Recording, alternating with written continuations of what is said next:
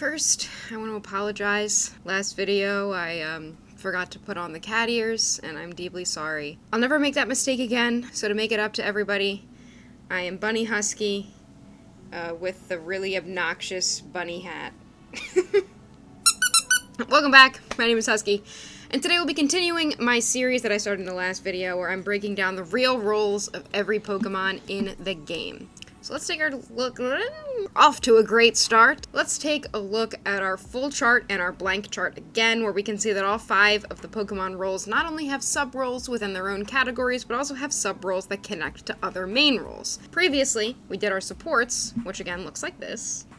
And today we will be focusing on our defenders. Currently, there are 11 defenders with the recent addition of Ho-Oh on the Pokemon Unite website. Defenders are defined as Pokemon that have high endurance and excel at protecting allies and hindering opponents. Defenders and supporters both kind of fall into this category of overall support, because generally a team can be balanced when it lacks some of the carry roles, but it can't really be balanced if it lacks a support or a defender. For example, a team composition can totally work if it has a support, defender, and 3 attackers, but it's not nearly as good if it has 2 attackers, 2 all-rounders, and 1 speedster. Often having all carries means that there will be Pokemon who need experience and end up being underleveled because everyone needs experience. Having defenders and supports are literally Pokemon that don't need experience as badly as carries. In the case of defenders specifically, these are Pokemon that are supposed to take damage for the carries, stand in front of them, do a lot of CC, and help allies get the KOs and experience they need to do their job. As the definition states, they have to protect allies, which usually means frontlining for them,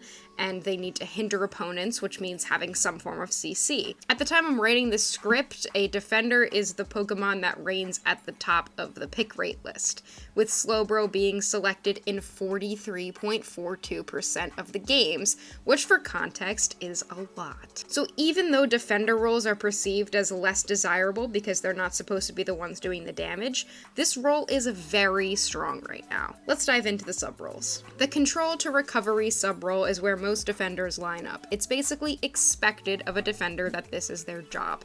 The defenders exist on this line where some are focused more on control and some are focused more on recovery, but it's expected that all of them have high HP pools and defensive stats. Control basically means crowd control, positioning enemies where you want them, preventing enemies from getting to your carries, slowing enemies to make sure they don't escape your carries' damage, things like that. Recovery, however, is focused more on self-sustain, meaning you're staying in fights longer and soaking up as much damage as possible. Let's talk held items. EXP share is pretty non-negotiable. You often want to focus on defensive items like Focus Band, Resonant Guard, and Buddy Barrier. You could also go with a bit of extra damage, like Muscle Band for attackers and Slick Spoon for special attackers. Maybe even stacking if you're up for it. There are a lot of options for builds depending on playstyle, but in general, these are the best options. For emblems, running an HP or defense focus page is definitely your best bet. The controller role connects defenders to supports. It's where the tanky Pokemon who are a little more geared towards healing or protecting allies end up. This form of defender doesn't often want to fight on its own or do a ton of damage and stays near allies to be effective. For items, go EXP share and defensive items for the most part, but you can also throw in a damage item or 2. For emblems, HP focus. Bulky attackers connect our defenders to our attackers, and they're usually attacking from range but still have high HP and are harder to take down. They have more of a focus on doing damage rather than frontlining, but they can still frontline for the team if needed. Instead of EXP share, these Pokemon should be built with damage and instead have an XP share Pokemon supporting them. Going with 1 defensive item and 2 offensive items is normally what I see for this type of build, and even if it's cheesy, it can work really well. Stacking tends to work well on these Pokemon too because they score easily, and you can't go wrong with something like an energy amplifier for cooldown reduction. For emblems, you'd probably still want to go with an HP focus, but you could gear more towards cooldown or attack or special attack focus as well. Roamers are a really unique role, connecting the defenders to the speedsters. They exist to be annoying, kind of like harassers, but they're even tankier and deal more damage. These Pokemon also farm well, setting up opportunities for constant invades and stealing the opponent's farm. Not only that, they can 1v1 enemies for maximum annoyance and are great at scoring. For items, this one's also unique in that EXP share is actually negotiable here. And of course, it's still good, but if you're not with the team much and focusing on farming on your own, you may not want to run it. Besides the other items I've talked about, some defensive items, some damage items, there's definitely an argument for something like Floatstone here for for movement speed, Score Shield for, well, score shielding, and Curse Incense or Curse Bangle or something like that to keep enemies from sustaining against you. Emblems are often still attack and HP based, but you could even run full movement speed emblems and it wouldn't be totally troll because, I mean, playing this role is already pretty troll. Our final sub-role is the Brawler. They connect defenders to all-rounders. Quite a few defenders fit this role, often existing more to do damage than to do the traditional job of a defender. They excel in 1v1s, do damage, and stay healthy for a long time, while still performing the duties of frontlining and applying CC. For items, this is another one where you'd want to mainly focus on damage. These Pokemon do good with double stacking as well, both Aos Cookie and attack weight, or even special attack specs. You can run other damage or defensive items I've talked about as well. EXP share is always good, but again, not mandatory here. There's also arguments for going cooldown with Energy Amp. Emblems run either damage or HP focus, depending on what you prefer. Now let's talk about each of the individual defenders we see on our chart and go through their sub-roles. Starting from our control side, we have Blastoise. This Pokemon doesn't have a lot of self-sustain, but it's tanky and does a lot of stunning with the Surf Hydro Pump build.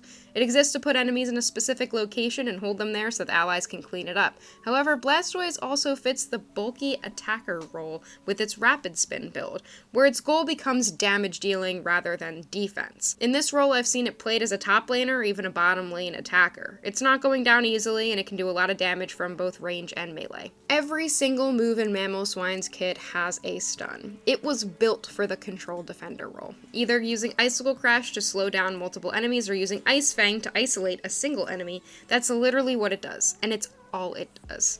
Though it does some big damage in some cases, it exists to be a control defender at its core. Crustle, with a Rock Tomb X Scissor build, is built to be tanky and fit that control role really well. It's controlling the position of the enemies and setting allies up for success, either that, or the Rock Tomb is misplaced and accidentally ends up griefing the allies. Crustle also fits a few unique roles where it can be built with a damage focus. The first is the roamer type of defender that lines up more with what a speedster can do. It just runs around, scoring, bothering enemies, doing a bit more damage than you'd expect, while also acting as a distraction and finding vision. This would be your crit Crustle. The other is your bulky attacker with Stealth Rocks, where it throws rocks from range to do damage from afar. Honestly, the damage-focused builds are my favorite way to play Crustle because it can just be so much fun. Next, we have Trev. This thing can do it all. It has stun, it has sustain, it has damage. It's one of the few Pokemon in the game that can do a triple 100k. But there's a reason it's one of the most popular tanks in the current meta with its Woodhammer build. Not only that, it's made the other side of our line here because of Pain Split, where it recovers HP and does damage as it's receiving damage. Not only that, it can be used as a brawler. I've seen it played top lane, it double stacks really well, it's perfect for the brawler role with Curse. Remember when Tree sucked on release? Yeah.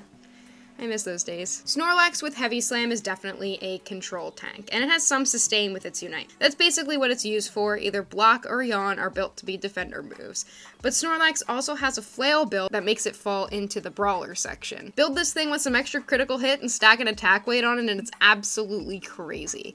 Like, yeah, it's cheesy and not used competitively, but I still feel like it could be really good too. Next up is my Lappy girl.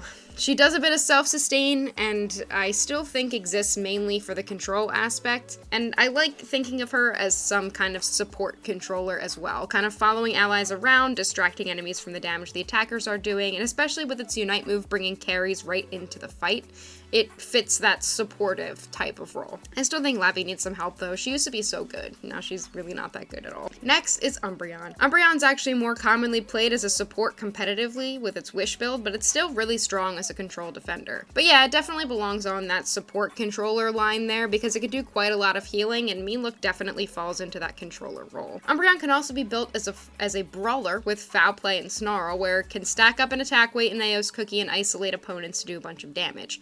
When Umbreon was super turbo broken, it was often used in this role and putting up numbers, and even though it's not as broken anymore, it's still pretty strong as a brawler. Now for Greedent. The squirrel has a lot of recovery ability with its Stuffed Cheeks and Covet, and like Crustle, it can also exist as this roamer style Pokemon. I feel like the number one rule of Greedent is don't chase the Greedent, just let it do what it wants. Unfortunately, its playstyle kind of exists more as the roamer style than it does a true defender, so right now it's not really needed in the meta, but it's still really annoying. Slowbro is listed as a recovery type defender because of its passive, Oblivious, which heals a lot of the damage it takes. It makes it really difficult to take down a Slowbro, so it can last forever in fights and put up a strong frontline for the team. With its Unite move as well, it's probably the best defender in the game right now, and it sees a lot of bans competitively. However, it also has its Scald build, where it can be used as more of an attacker like Blastoise. I feel like this was a much older thing that some teams would do, where they would slot Slowbro into that bottom path as an attacker, and it works pretty well. I absolutely love Goodra, and it sucks that she isn't really good right now, but it's likely because the other defenders are so broken. She has the Gooey passive that keeps her alive, she has Dragon Pulse that keeps her alive, and her Unite move is on a super low cooldown. Its only form of control is Acid Spray and Power Whip, but its main niche is to be up in the enemy's faces and stay alive as long as possible. That's also why it fits into this brawly all-rounder category, because like Trevenant, it's one of the only Pokemon that can put up the triple 100k. Finally, we have Ho-Oh, our most recent defender, which was placed here as a support controller. And I completely agree, it's not really a tank, especially with its moveset. It really exists as a support-style Pokemon that has the ability to be tanky enough to last in fights. Plus, it revives allies with its Unite move. I feel like Ho-Oh was supposed to be a supporter, and they just added the ton of HP onto it and gave it leftovers as a passive, so it could be passed off as a defender. There's an argument for it as a damage dealer, but I feel like its main thing is to act as that controller supporter type of Pokemon. So that's our defenders, some information about the different roles they can hold, and of course, some options for held items and emblems. Let me know who your favorite defender is, and what you think about what I've presented here. Argue with me in the comments if you feel so inclined. And I will see you guys in the next video in this series. Bye!